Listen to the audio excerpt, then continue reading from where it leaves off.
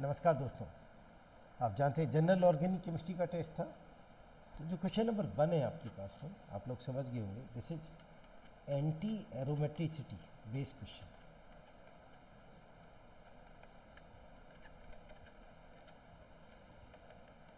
आप जानते हैं एंटी एरोमेटिक कंपाउंड स्टेबलाइज नहीं करते। क्वेश्चन में उन्होंने दिया था, आपको तो देखा होगा, इस तरह से क्वेश्चन था।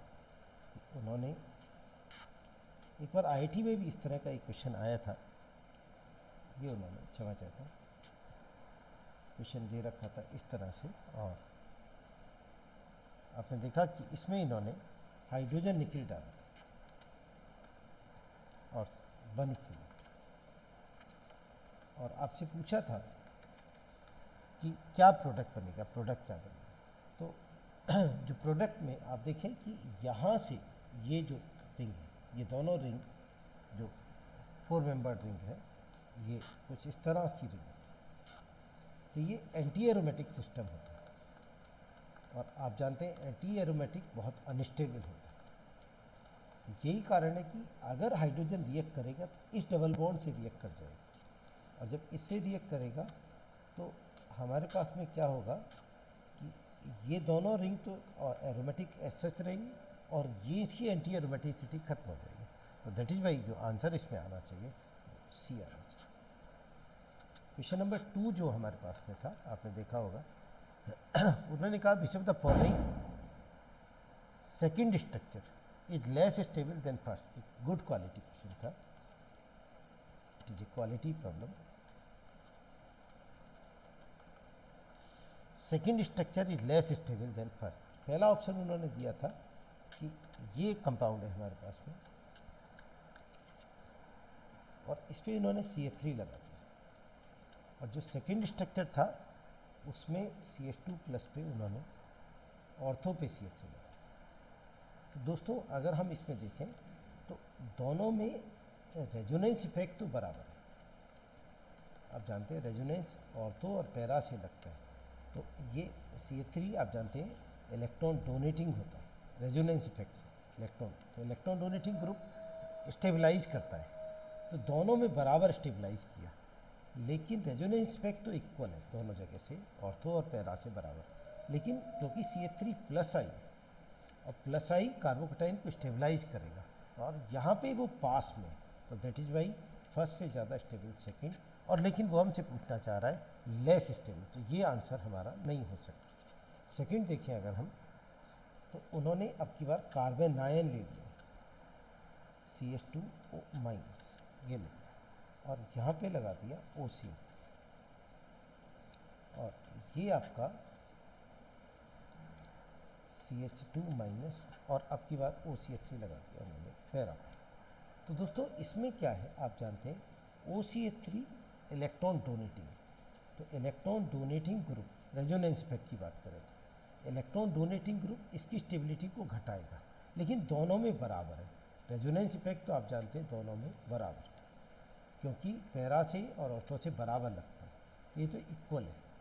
अब क्वेश्चन अराइज हुआ कि OCH3 अगर हम इंडक्टिव इफेक्ट को देखें तो ये माइनस आई है, और माइनस आई क्या करेगा, कार्बन आयन की स्टेबिलिटी को बढ़ाएगा। तो जितना वो पास में होगा उतना स्टेबिलिटी को बढ़ाएगा। तो पास में किस में, यहाँ पे पास में, तो सर्टेनली कौन ज़्यादा स्टेबल है, इसमें ये ज़्यादा स्टेबल, क्योंकि पास में इलेक्ट्रॉन डोनेटिंग है, इलेक्ट्रॉन विड्रॉइंग है, माइनस आई से इलेक्ट्रॉन विड्रॉइंग है, तो ये CH2- की स्टेबिलिटी को बढ़ाएगा। आप जानते हैं कार्बन आयन के केस में, आपको मालूम होगा इस बात को, कार्बोकेटायन में, ये मैंने पहले ही कहा है गुड क्वालिटी क्वेश्चन है, कार्बोकेटायन में इलेक्ट्रॉन डोनेटिंग ग्रुप स्टेबिलिटी बढ़ाते हैं, इलेक्ट्रॉन विड्रॉइंग ग्रुप स्टेबिलिटी घटाते हैं, और कार्बन आयन में उल्टा होता है। आप जानते हैं इलेक्ट्रॉन विड्रॉइंग स्टेबिलिटी बढ़ाते हैं, कार्बन आयन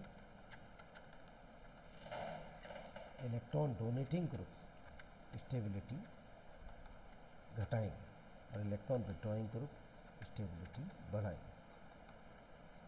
तो दैट इज वाई कौन ज़्यादा स्टेबल है, ये ज़्यादा स्टेबल है। और उसने कहा आपसे structure second is less stable, तो ये ज़्यादा स्टेबल है, तो ये लेस स्टेबल है। That is why the answer is B है।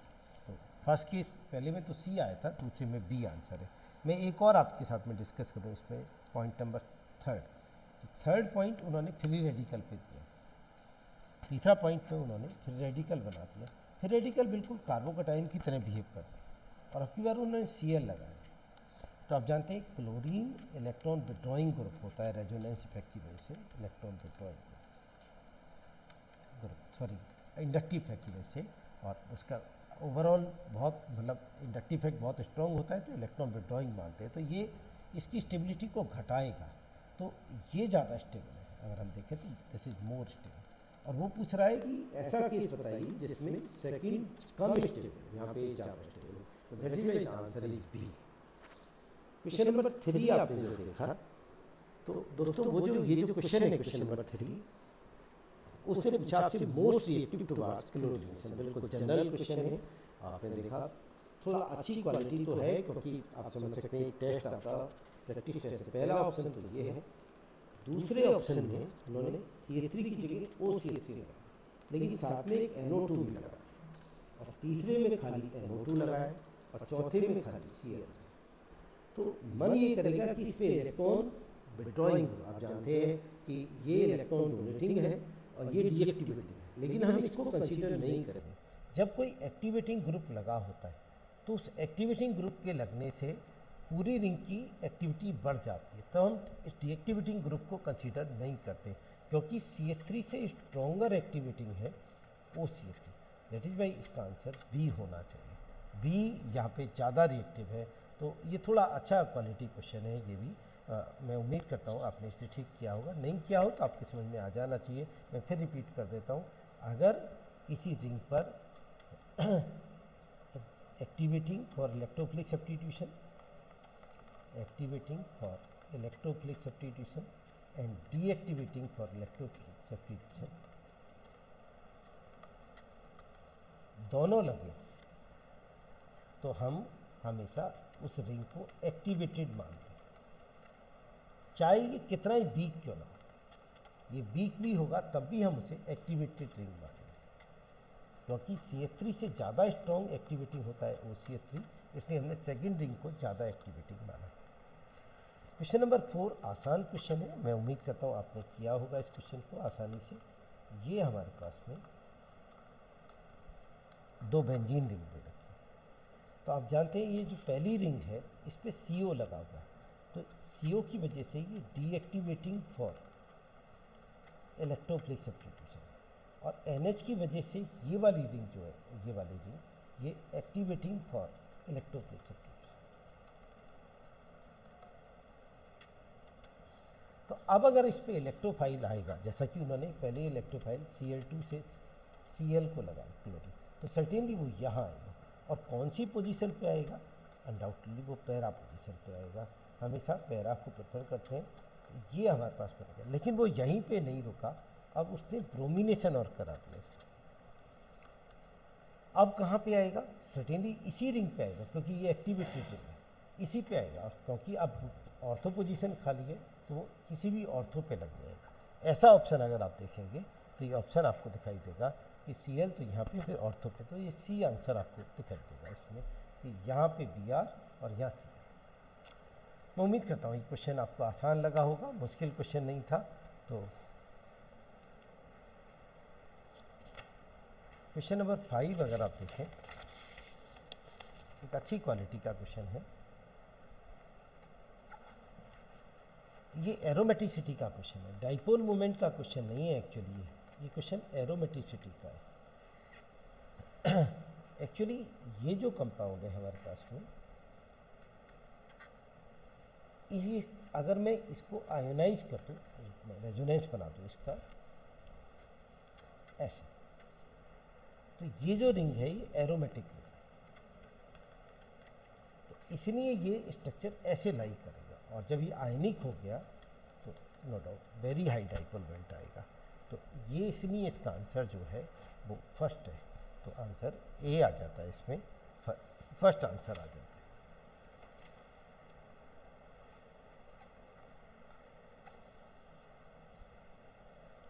क्वेश्चन नंबर 6 अगर हम देखें, ये जो क्वेश्चन था, ये वाला क्वेश्चन नंबर 5 जो था हमारे पास में, आपने देखा होगा कि ये एक्चुअली अभी जो एनटीए के एग्जामिनेशन हुए थे 2019 वहाँ से लिया गया क्वेश्चन है।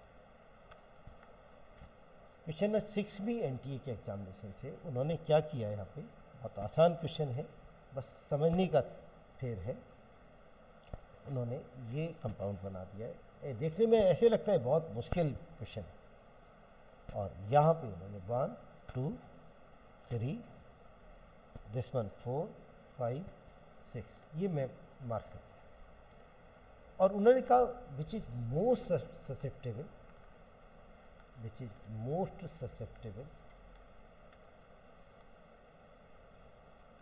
For bond cleavage. बॉन्ड तोड़ने के लिए सबसे ज़्यादा ससेप्टेबल कौन है, कौन सा बॉन्ड आसानी से टूटेगा। उन्होंने पहला ऑप्शन दिया C1 और O2। तो क्या हम इस बॉन्ड को अगर तोड़ते C1 और O2 के बीच के बॉन्ड को, तो क्या उससे कुछ फ़ायदा होगा। O पे तो माइनस चार्ज आता है हमेशा, और C पे प्लस चार्ज आता है, तो बिनाइल तो नहीं बनते। आपको मालूम है C डबल बॉन्ड C अगर हो यहाँ ऐसे नहीं बनता कभी, तो बिनाइलिक तो नहीं टूटता, तो ये तो नहीं टूटेगा सर। बी देखते हैं, उन्होंने कहा O2 और C3, O2C3 O2C3। इसको अगर देख, सॉरी एक यहाँ पे डबल बॉन्ड और था, इसको अगर हम तोड़ते हैं O2C3 पे, तो O पे तो नेगेटिव चार्ज आएगा नो डाउट, यहाँ पे टूट जाएगा, तो ये कुछ स्ट्रक्चर इस तरह से बन जाएगा।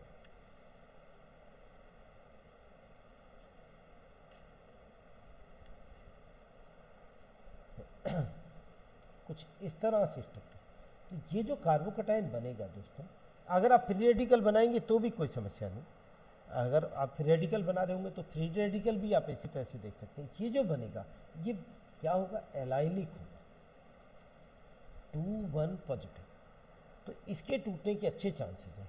तो ये हम होल्ड कर लेते हैं, अगर इससे कोई ज़्यादा स्टेबल बनाएगा तो उसको आंसर ले लेंगे, नहीं तो ये आंसर हो जाएगा। तीसरा ऑप्शन दिया उन्होंने C4O5, C4O5 ये ऑप्शन दिया। तो आप अगर देखें तो C4O5 उन्होंने जो बनाया था, अगर आप इसे देखें तो उन्होंने कुछ इस तरह से बनाया,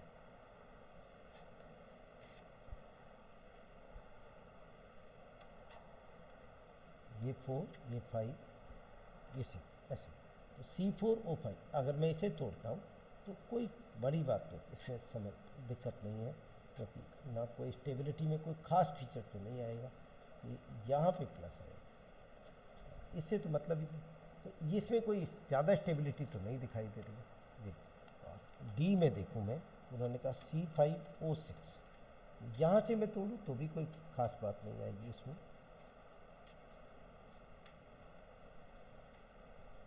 ऐसे बनेगी। तो मैं नहीं समझता कि आप कहीं भी ये वाला आंसर आप मानेंगे, तो दैट इज भाई ये तो आपका खाली CH3 अलग हो जाएगा, CH2CH3 ये भी ज़्यादा स्टेबल नहीं है, तो दैट इज भाई द आंसर वाज बी।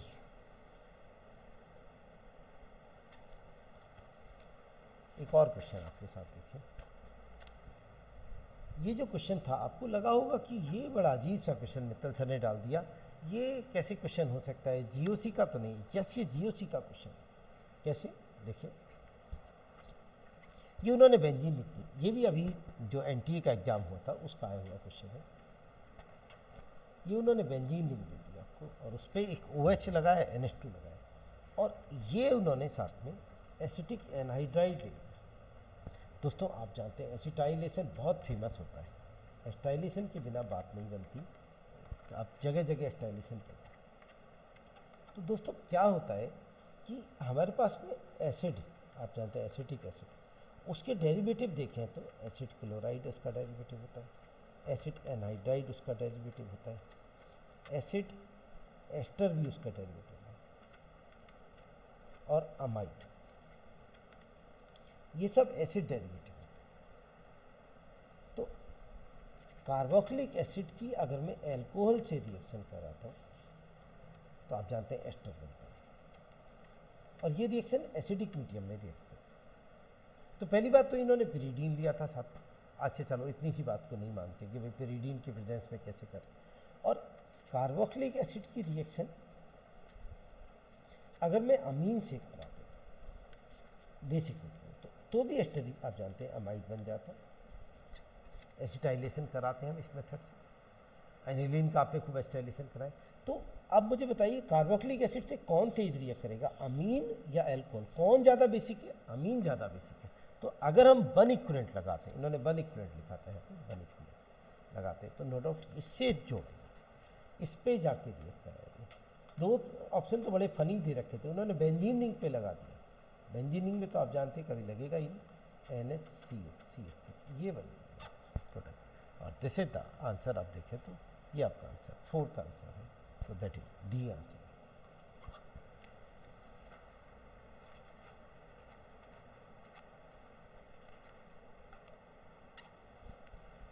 अब आते हैं क्वेश्चन नंबर 8 पे देखिए। ये भी 8 भी NTA से लिया हुआ, डायरेक्ट NTA से लिया हुआ क्वेश्चन है। बहुत आसान क्वेश्चन है। Which of the following compound is or not aromatic? तो आप जानते हैं बहुत बेसिक सा क्वेश्चन है, क्वेश्चन नंबर 8। तो आप जानते हैं ये एक एरोमेटिक कंपाउंड है।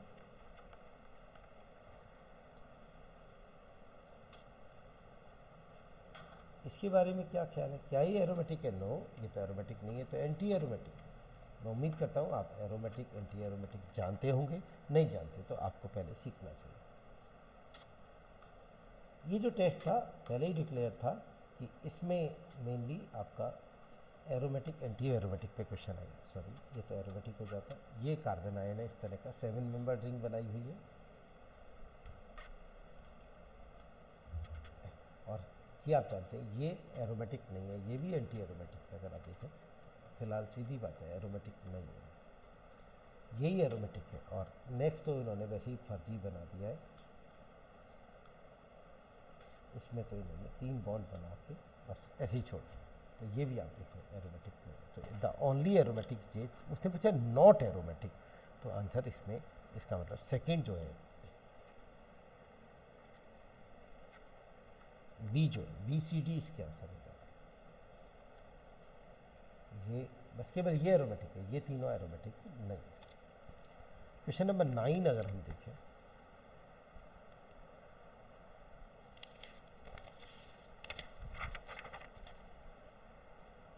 ये भी एरोमेटिसिटी का ही क्वेश्चन है। उसने पूछा आपसे कि इनमें से कौन AgNO3 के साथ में प्रेसिपिटेट दे देगा। तो दोस्तों एक तो उन्होंने पेरिडीन पे ब्रोमीन लगा रखा है, और दूसरा ऑप्शन उन्होंने लिया है क्षमा चाहता हूँ 7 मेंबर रिंग है। आपको ध्यान देना चाहिए था। ये जो कंपाउंड है अगर इसको हम आयोनाइज कर दें, ये भी डायरेक्ट NTA के पेपर से ये बन जाएगा। ये जो कार्बोक्टाइन है क्योंकि ये एरोमेटिक होता है, तो ये जो कंपाउंड है ये फ़ौरन से अपना ब्रोमाइड आयन के रूप में देके AgNO3 से रिएक्ट कर जाएगा। AgNO3 से केवल कौन रिएक्ट करते हैं? जो आयनिक होते हैं, आयनिक हैलाइड होते हैं वो रिएक्ट करते हैं। तो ये कंपाउंड फ़ौरन से अपना कार्बोक्टाइन बना देगा, क्योंकि ये जो कार्बोक्टाइन एक ऐसा है स्टेबल। दैट इज वाई इसका आंसर सेकंड आ जाता है।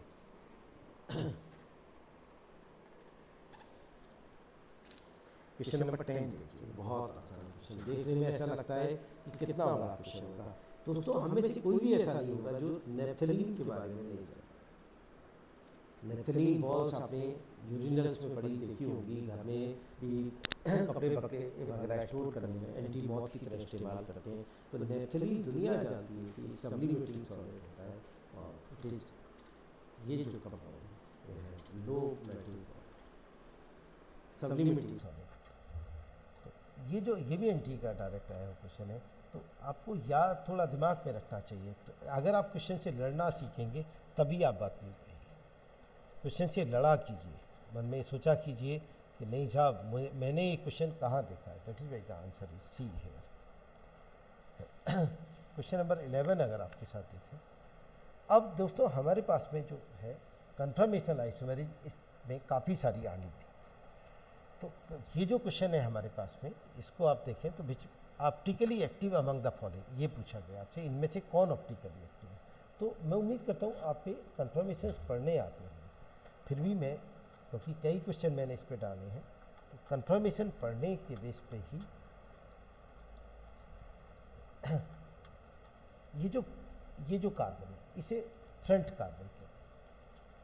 तो इस कार्बन पे एक CH3 ये लगा हुआ है, एक CH3 ये लगा हुआ है, एक CH3 ये लगा हुआ है। ये वाला जो कार्बन होता है ये रियर कार्बन होता है, पीछे वाला कार्बन, ये कार्बन, और इस पर एक तरफ CH3 लगा हुआ है, ये दूसरा CH3 लगा हुआ है और एक H लगा हुआ है। तो यहाँ पे तो कोई कायरल कार्बन नहीं दिखाई दे रहा है, तो ए तो ऑप्टिकली एक्टिव नहीं है। बी को चेक करते हैं इसी तरह से, उन्होंने ये बनाया हुआ है, यहाँ CH3, यहाँ H, यहाँ C2H5, यहाँ H CH3, ये वाला कार्बन फ्रंट कार्बन, इस पर CH3, C2H5, ये CH3। आप अगर वैसे देखेंगे तो स्ट्रक्चर बनाने की ज़रूरत नहीं पड़ती है, और अगर आप इस पर देखें आगे तो C पे 2 H लगा के एक C2H5, तो यहाँ भी कोई कायरल नहीं दिखाई दे रहा। This is also not the answer.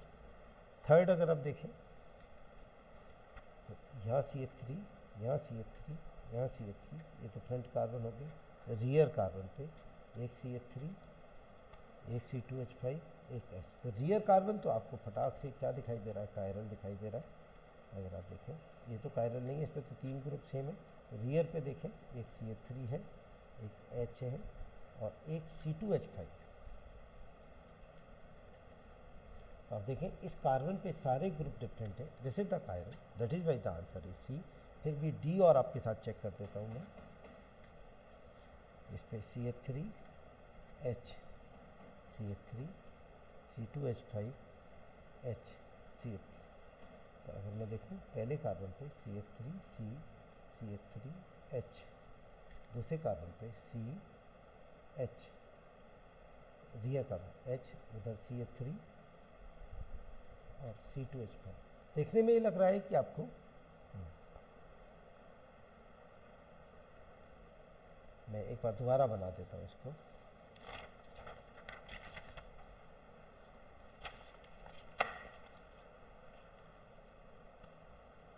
क्षमा चाहता हूँ, ये इन्होंने ऐसे बनाया, CH3 H C2H5 और यहाँ पे देखें तो H,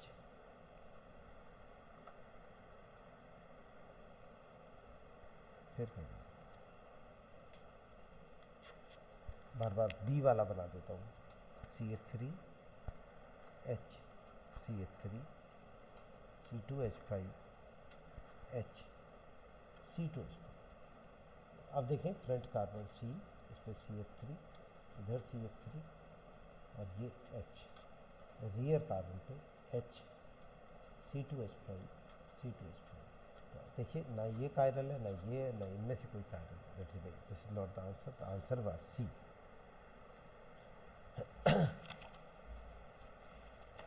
अब आते क्वेश्चन नंबर 12। उसने कहा C6H10 which has highest negative value of enthalpy of combustion. अच्छा क्वेश्चन है, सब में C6H10 का फॉर्मूला दिया गया और हाईएस्ट एंथैल्पी ऑफ कंबशन पूछ लिया। तो पहला ऑप्शन है हमारे पास में इस तरह से, और ये, तो अब इसे अगर आप देखेंगे तो पहले ऑप्शन में तो ये देखिए, ये जो है ये हमारा ट्रांस और ये भी ट्रांस है, ये ट्रांस 1 2 3 4 5 6 ट्रांस ट्रांस ट्रांस बहुत स्टेबल होते हैं। दूसरा ऑप्शन अगर आप देखेंगे तो उसमें ऐसे, तो ये तो ट्रांस है और ये सिस है, हम कहेंगे ट्रांस सिस। तीसरा ऑप्शन है हमारे पास में, ये भी सिस है, ये भी सिस है, तो सिस सिस। और चौथा ऑप्शन आप देखें, ये ट्रांस है और ये सिस है,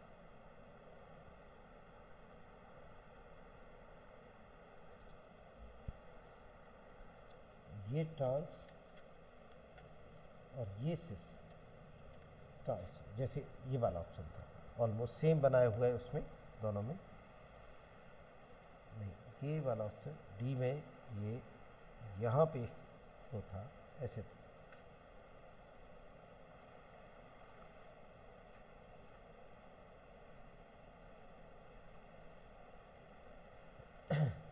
ये यहाँ पे एक CH3 और ये इस तरह से CH3 C double bond H, फिर यहाँ CH3, फिर उसके बाद में C डबल बॉन्ड CH2, ये कुछ इस तरह से कंपाउंड। तो दोस्तों अगर हम देखें सबसे कम स्टेबल कौन है, C, और जितना स्टेबिलिटी कम होती है उतनी एंथैल्पी ऑफ कंबस्शन सबसे ज़्यादा होती है, highest negative value of combustion, that is why the answer is C, क्योंकि दोनों सिस अनस्टेबल होते हैं। आई होप आपको समझ में आया होगा। एंथैल्पी ऑफ कंबस्शन, अगर यहाँ पे फॉर्मूला अलग अलग होता, एक CH6H10 है, एक होता C5H10, तो जिसमें कार्बन ज़्यादा उसकी एंथैल्पी ऑफ कंबस्शन ज़्यादा, लेकिन अगर आइसोमर्स होते हैं तो जितना कम स्टेबल होता है उतनी एंथैल्पी ऑफ कंबस्शन ज़्यादा होती है। 13 को देखें, ये NCERT का क्वेश्चन है। उसने कहा major product when 3-phenyl methyl phenol is first mononitrated then monobrominated. ये मेरे पास में 3-methyl phenol,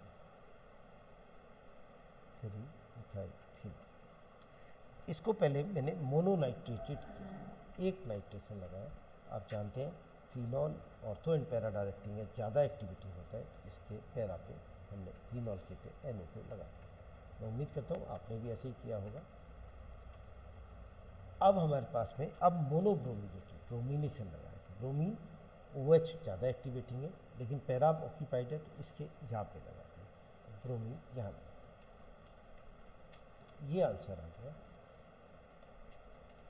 आसान सा टॉपिक था। The answer is this one, this is B for question number 14। अगर आप देखें, which is most stable intermediate form during chlorination of any salt. ये हमारे पास एनी सॉल्ट है और इसका मैंने क्लोरीनेशन करा। तो दोस्तों इन्होंने यहाँ पे 3 बना रखे हैं, जो इन्होंने फर्स्ट बनाया है। आप देखें तीनों में ही उन्होंने 2 में ऑर्थो पे पैरा पे लगाया, एक पे इन्होंने मेटा पे तो लगेगा नहीं, आप जानते हैं पेटा तो, और उन्होंने पूछा है मोस्ट स्टेबल। तो ये जो इन्होंने पैरा पे लगाया हुआ है,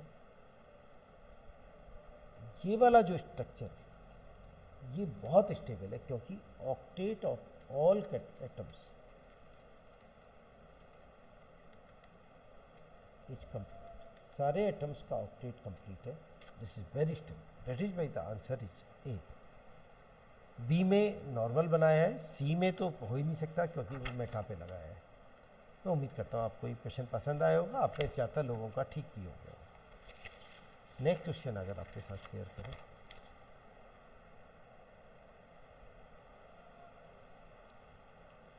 उसने कहा आपसे which give only one product on monochlorination, कौन इनमें से मोनोक्लोरिनेशन पे एक ही प्रोडक्ट देगा। दोस्तों पूरा पेपर इस पे जो कन्फर्मेशन आई थी इस बात पे कि क्या आप कन्फर्मेशन को पढ़ना जानते हैं नहीं जानते। तो पहला कन्फर्मेशन को अगर आप डिकोड करें, ये कन्फर्मेशन दे रखा है, वीडियो को रोक के भी पढ़ सकते हैं, आप आराम से देख के समझिए क्या कहानी है। मेन चीज़ है कि आप सीख जाएं। आप मज़े की बात ये है कि ऑलमोस्ट इसी तरह का क्वेश्चन IT एडवांस में भी आपको मिल जाएगा। सी ये हमारा फ्रंट कार्बन पहले भी सिखाया आपको,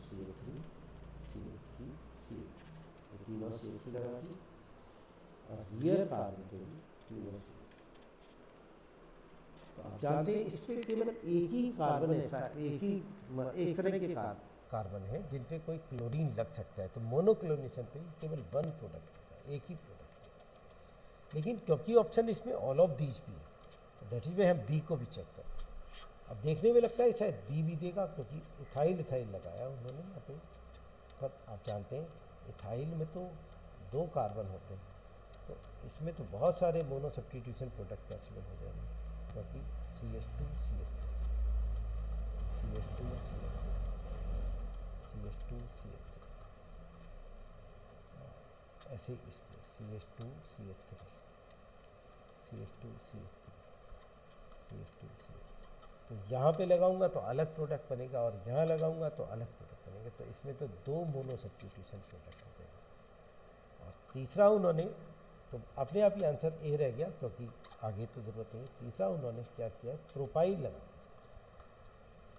और उन्होंने बताया प्रोपाइल कौन सा है। जैसे एन प्रोपाइल स्ट्रक्चर बना रखा है उन्होंने। प्रोपाइल आप जानते हैं दो होते हैं, आइसो प्रोपाइल, सी पे propyl CH2 CH2 CH3 CH2 CH2 CH3। कितने मोनो सब्स्टिट्यूशन प्रोडक्ट आएंगे अगर मैं ऑप्टिकल आइसोमेरिज्म को कंसीडर ना करूं? तो आप जानते हैं इसमें 3 आ जाएंगे।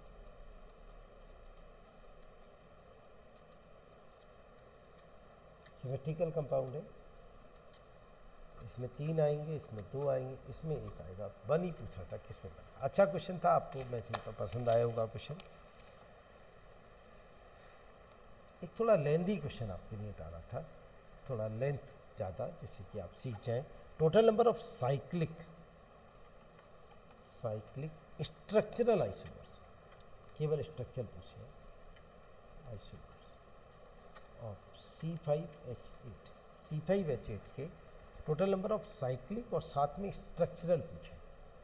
तो साइक्लिक बनाने हैं आपको और स्ट्रक्चर। अब देखें इसमें जो डिग्री ऑफ अनसेचुरेशन, अगर आप इसमें देखें,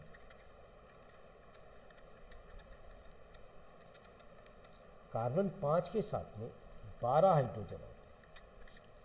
आप जानते हैं CnH2n+2 होता है, तो कितने हाइड्रोजन कम है? 4 हाइड्रोजन कम है। तो इसका मतलब 2 डिग्री ऑफ अनसेचुरेशन है। 2 डिग्री अनसेचुरेशन का मतलब है हमें साइक्लिक बनाना है। साइकिल से एक अनसेचुरेशन खत्म हो जाता है, तो साइक्लिक प्लस डबल बॉन्ड बनाएंगे एक, और एक दो साइकिल आपस में बनाते इस तरह से। तो साइक्लिक प्लस डबल बॉन्ड अगर हम बनाते हैं तो 5 कार्बन है, तो 5 कार्बन लिया और साइकिल बना के डबल बॉन्ड बना। ओके, अब की बार 4 कार्बन ले लें और साइकिल, एक कार्बन और फालतू आ गया क्योंकि मिथाइल लगेगा साथ में, 5 कार्बन और डबल बॉन्ड। तो डबल बॉन्ड यहाँ भी लग सकता है, डबल बॉन्ड यहाँ भी लग सकता है, यहाँ तो भाई वही बात हो जाएगी। लेकिन दोस्तों जो नॉर्मली बच्चा गड़बड़ करता है, डबल बॉन्ड यहाँ भी लग सकता है। तो 3 हो गए 4 मेंबर रिंग। अब आ जाए हम 3 मेंबर रिंग में। तो 3 मेंबर रिंग में ऐसे भी बन सकता है। मैंने कहा था ये लेंदी क्वेश्चन है और फेमस क्वेश्चन है, कई बार इस पे एग्जामिनेशन ऐसे भी लग सकते हैं। आप जानते हैं इसको हम यहाँ डबल बॉन्ड लगा दें, हम इसे यहाँ डबल बॉन्ड लगा दें। अभी जो हमने नहीं बनाते हैं, हम नॉर्मली ऐसे लगा दें, अब यहाँ डबल बॉन्ड।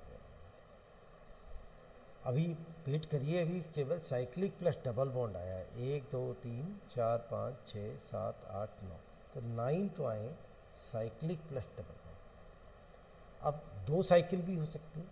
अब 2 साइकिल में बाईसाइक्लो बनाए अगर हम, तो बाईसाइक्लो 2 कार्बन, तो ये हो गए 3 4 5। माय गॉड, 1 2 3 4 5 ऐसे ही बना सकते हैं। एक साइड में 3 ले लें, 1 2 3, अच्छा फिर तो 5 एक साथ हो जाएंगे। कैसे करना चाह रहे थे? एक साइड में 2 ले लें और एक साइड में 1, ऐसे ही बना सकते हैं 5। अभी वेट कीजिए, अभी और आएगा। हम स्पाइरो भी बना सकते हैं ऐसे, दिस इज कॉल्ड स्पाइरो। 1 2 3 4 5, तो 3 ये बनेंगे जो बाईसाइक्लो और स्पाइरो बना। तो 9 + 3 12। मैं उम्मीद करता हूँ आपको इसमें दिक्कत नहीं आई होगी। तो that is why the answer is ए 12।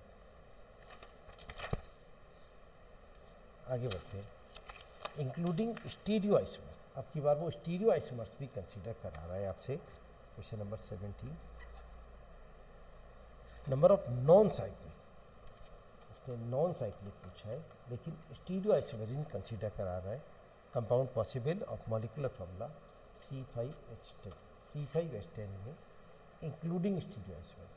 तो डिग्री ऑफ अनसेचुरेशन देखें तो डिग्री ऑफ अनसेचुरेशन देखें तो 2 हाइड्रोजन कम है, C5H12 होना चाहिए, तो 1 डिग्री ऑफ अनसेचुरेशन। तो केवल एक नॉन साइक्लिक बन रहा है, तो केवल एक डबल बॉन्ड बना। तो अगर मैं यहाँ बना दूँ डबल बॉन्ड, 5 कार्बन है मेरे पास में, और अब की बार डबल बॉन्ड यहीं बना के मैं एक साइड चेन ले लूँ। आप जानते हैं ये ज्योमेट्रिकल आइसोमेरिन शो नहीं करेगा, ऑप्टिकल का तो सवाल ही पैदा नहीं हो रहा। और अब की बार मैं क्या करता हूँ इसे कि इस डबल बॉन्ड को शिफ्ट कर देता हूँ सेकंड पोजीशन पे। आप जानते हैं ये ज्योमेट्रिकल आइसोमेरिन शो करेगा, सिस ट्रांस। इसमें एक साइड चेन डाल देता हूँ,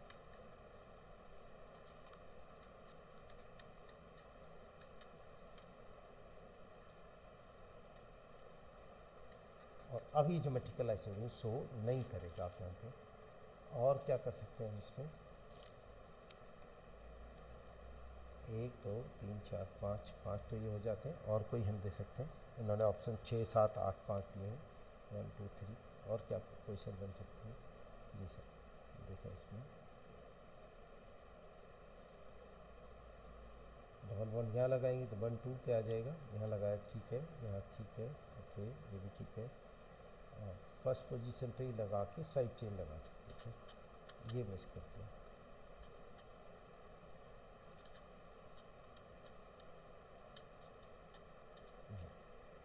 यहाँ पे सेकंड पोजीशन पे फर्स्ट पे लगा के साइड चेन लगा सकते, ये भी ज्योमेट्रिकल आइसोमेरिन शो नहीं करेगा। तो 1 2 3 4 5 6, मेरे हिसाब से 6 इसमें आ रहे होते हैं जी। अगर आपको लगता है ज़्यादा आ रही तो आप बता सकते हैं इसमें आपके आंसर को हिसाब से। कई बार आप दिमाग उस समय क्लिक नहीं करता है, पर मैं उम्मीद करता हूँ 6 ही आ रहे होंगे। 18, lowest molecular weight non cyclic hydrocarbon which rotate PPR should have molecular formula. देखिए दोस्तों, उसने कहा नॉन साइक्लिक, उसने एल्केन नहीं कहा है, हाइड्रोकार्बन का। नॉन साइक्लिक हाइड्रोकार्बन जो ऑप्टिकली एक्टिव है, ऑप्टिकली एक्टिव का मतलब पीपीएल को रोटेट करता है, उसका आपको क्या होना चाहिए? Lowest molecular. और साइक्लिक नहीं, हाइड्रोकार्बन है, तो आप डबल और ट्रिपल बॉन्ड का इस्तेमाल कर सकते हैं। तो बहुत आसान सा हो गया। एक कायरल कार्बन बनाना, एक तरफ H ले लीजिए, एक तरफ CH3, एक तरफ डबल बॉन्ड लगा दीजिए, और एक तरफ ट्रिपल बॉन्ड लगा दीजिए। कितना आसान। तो 1 2 3 4 5 6, 6 कार्बन, 1 2 3 4 5 6, 6 कार्बन पे बन गया। और हाइड्रोजन कितने आए? क्योंकि आपने डिग्री ऑफ अनसेचुरेशन 3 दिखाई दे रहा है, तो C6H 14 में से 6 घटा दीजिए, C6H10 वो आ जाएगा, 8 आ जाएगा। दिस मस्ट बी भाई 6 कार्बन, और अगर हाइड्रोजन पूरे होते तो 6 के साथ में 14 आते हैं, और आपने 6 कार्बन कम कर, हाइड्रोजन कम कर दिया, तो C6H8 आ गया हमारे पास में। तो this is the answer is C6H8। 1 2 5 6 8 नहीं,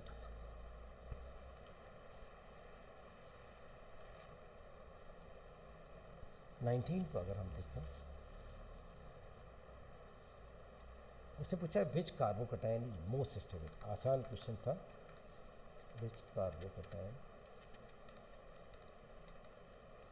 इज मोस्ट स्टेबल।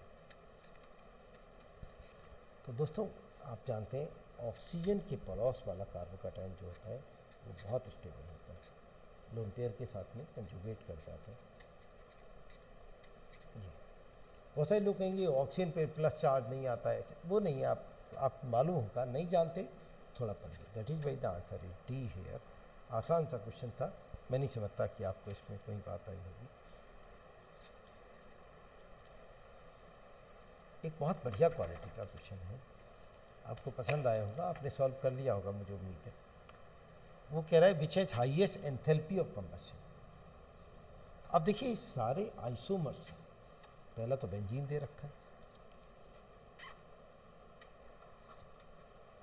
6 कार्बन है सब में और 3 डबल बॉन्ड है, सारे आइसोमर्स।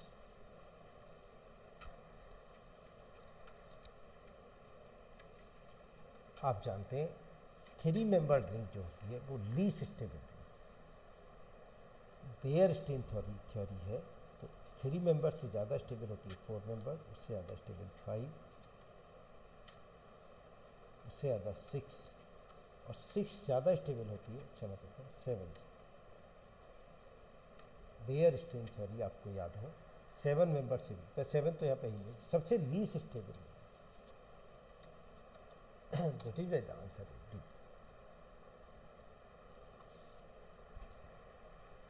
ये आपका क्वेश्चन नंबर 20। क्वेश्चन नंबर 21 देखें, बहुत आसान क्वेश्चन। आप जानते हैं सल्फोनेशन ऑफ बेंजीन में, बेंजीन का सल्फोनेशन कराते हैं तो कंसनट्रेटेड H2SO4 के साथ में हीट करते हैं, बेंजीन सल्फोनिक एसिड बनता है। तो आपको याद हो कि SO3 इसमें इलेक्ट्रोफाइल, थोड़ा अनएक्सपेक्टेड इलेक्ट्रोफाइल होता है, क्योंकि नॉर्मली आप देखते हैं इलेक्ट्रोफाइल पे प्लस चार्ज होता है, यहाँ पे नहीं होता। बहुत लोअर ग्रेड का क्वेश्चन है, छोटे छोटे बच्चे इस बात को जानते हैं। क्वेश्चन नंबर 22 अगर हम देखें इसमें तो एक आसान क्वेश्चन है। उसने, आपको मालूम होना चाहिए जो बाईसाइक्लो कंपाउंड होता है, अगर आप नहीं जानते हैं तो आपको, तो ये मैंने एक जिसमें तीनों रिंग मौजूद है, 1 2 3 तीनों मौजूद, तो उसमें ये जो जिसे कहते हैं ब्रिज हेड कार्बन,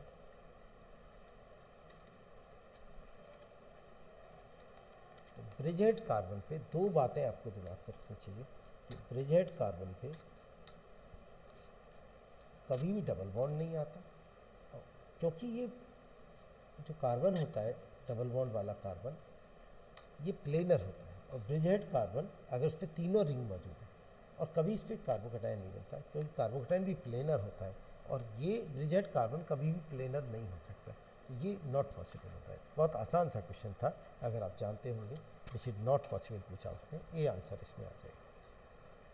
बिल्कुल आसान लड्डू क्वेश्चन। क्वेश्चन नंबर 23 जो है आपका, वो एक उसमें उसने पूछा CH बॉन्ड है लोएस्ट बॉन्ड एनर्जी। जब भी हम बॉन्ड एनर्जी पे काम करते हैं तो हमेशा फ्री रेडिकल बना के देखना चाहिए। जब भी बॉन्ड एनर्जी पे काम करें तो फ्री रेडिकल बना के देखें। तो उन्होंने यहाँ पे, बहुत आसान क्वेश्चन है, यहाँ पे उन्होंने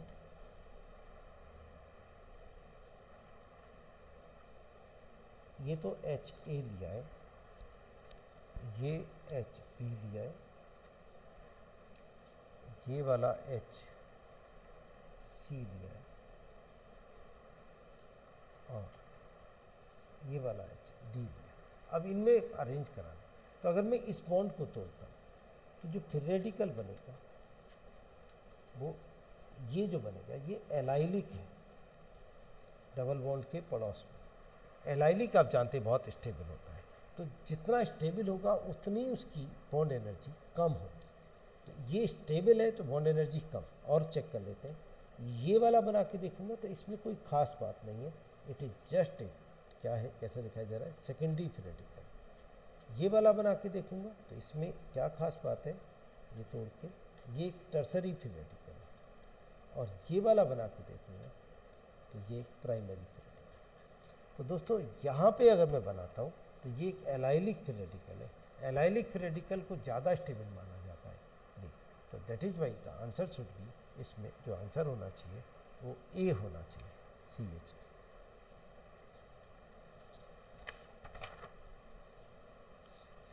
अब आइए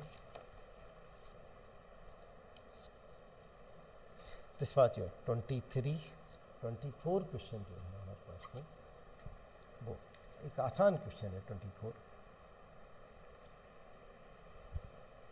उन्होंने आपसे पूछ लिया है कि which most electronegative carbon in the compound, इनमें से कौन सा सबसे ज़्यादा इलेक्ट्रोनेगेटिव कार्बन है। तो दोस्तों इसमें क्या खास बात है इस क्वेश्चन में, आप पहले से एक्सपेक्ट कर रहे होंगे ऐसा क्वेश्चन आपको मिलेगा। आप जानते हैं ये sp हाइब्रिडाइज कार्बन है, ये sp हाइब्रिडाइज है, ये sp2 है, sp3 है, ये sp2 है, ये sp2। आप जानते होंगे कार्बन अगर चारों सिग्मा बॉन्ड बनाता है sp3 होता है, एक डबल बनाता है sp2 होता है, एक ट्रिपल बनाता है तो sp। और इलेक्ट्रोनेगेटिविटी परसेंट एस करेक्टर से आप जानते हैं इलेक्ट्रोनेगेटिविटी sp3 वाले से ज़्यादा, क्योंकि sp2 से ज़्यादा sp। तो सबसे ज़्यादा इलेक्ट्रोनेगेटिव ये दोनों। लेकिन समस्या ये आती है कि ये C1 है या कौन सा है। तो आप जानते हैं double bond is preferred for numbering, 1 2 3 4, double bond को प्रेफर करते हैं नंबरिंग। तो 1 2 3 ये C4 आएगा। दैट इज भाई ये इसलिए बेहतर क्वेश्चन था, तो आंसर सी आएगा, सी। जो क्वेश्चन नंबर 25 है दोस्तों, वो हमारा अभी IT एडवांस 2020 का क्वेश्चन, वो आपने उसमें क्वेश्चन को देखें अगर हम IT एडवांस 2020 में उन्होंने क्वेश्चन दिया, उन्होंने न्यूमैन प्रोजेक्शंस दे दिए आपको, और उन न्यूमैन प्रोजेक्शंस को उन्होंने पूछा कि विच of the one of the following option represent identical molecule, किस में आइडेंटिकल मॉलिक्यूल्स है। तो हमें आइडेंटिकल चेक करना था, बस आसान सा क्वेश्चन है, आपको न्यूमैन प्रोजेक्शंस पढ़ने आने चाहिए। पहला प्रोजेक्शन उन्होंने इस तरह से बना रखा था,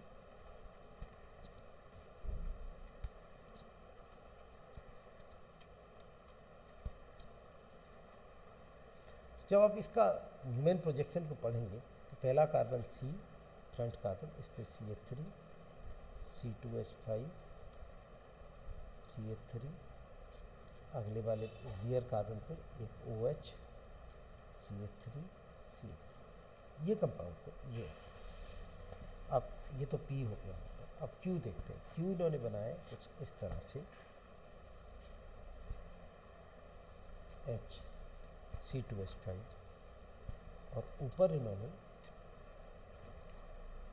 OH, CH3, CH3, और रियर कार्बन पे H, H और C। तो पहले फ्रंट कार्बन ले लिया, उस पर आपने H लगाया, इसे C2H5 लगा देते हैं, ये H, और साथ में जो इन्होंने लगाया ये वाला ग्रुप जो लगाया है, तो इसको यहाँ लगा देते हैं, C पे 2 CH3, एक OH, और जो रियर कार्बन है ये रियर कार्बन, इस पे आप देखें एक H, CH3, H, C, ये कंपाउंड। तो अगर मैं इसमें देखता हूँ आपको इस वाले, क्या ये दोनों सेम है, तो ये बन गया हमारे पास में, इसका नाम दे लेते हैं। तो ये मेन चेन हो जाएगी आपके पास में 1 2 2 पे ऑल आ रहा है, और 2 पे ऑल है, और 2 पे ही आप देखें 1 2 3 4 5, और 2 पे ही मिथाइल है, और 3 पे 2 मिथाइल है। तो 1 2 3 4 5 इधर को भी दे सकते हैं, 2 पे ऑल है, 2 पे मिथाइल है, 3 पे 2 मिथाइल नहीं है। आप देखें तो ये P और Q तो आइडेंटिकल नहीं है। अब आगे बढ़ते हैं, R को चेक करते हैं, CH3, CH3, OH, H, C2H5, C2H5, इसको चेक किया हमने। फ्रंट कार्बन, उस पर एक CH3, एक CH3, एक OH, ये रहा। अब रियर कार्बन ये वाला, इस पर एक H, एक C2H5, एक C2H5। इसको चेक करते हैं इसमें, तो आप देखें 1 2 2 पे OH है, और 3 4 5 3 पे इथाइल है। इसमें था 2 पे OH, 2 पे मिथाइल है अभी, 3 पे एक इथाइल, और 5 वाला, ठीक है। तो ये आप देखें Q और R सेम हो गए, Q and R are same. That is why the answer is C। मैं उम्मीद करता हूँ आपको ये क्वेश्चन पसंद आया होगा। थैंक यू दोस्तों, अपनी तरफ से पूरी कोशिश कर रहे हैं, और अगर कोई कमियाँ रह गई हो तो आपसे क्षमा चाहते हैं, और उसे आगे दूर करने की कोशिश करेंगे। Thank you very much, thank you दोस्तों, थैंक यू वेरी मच।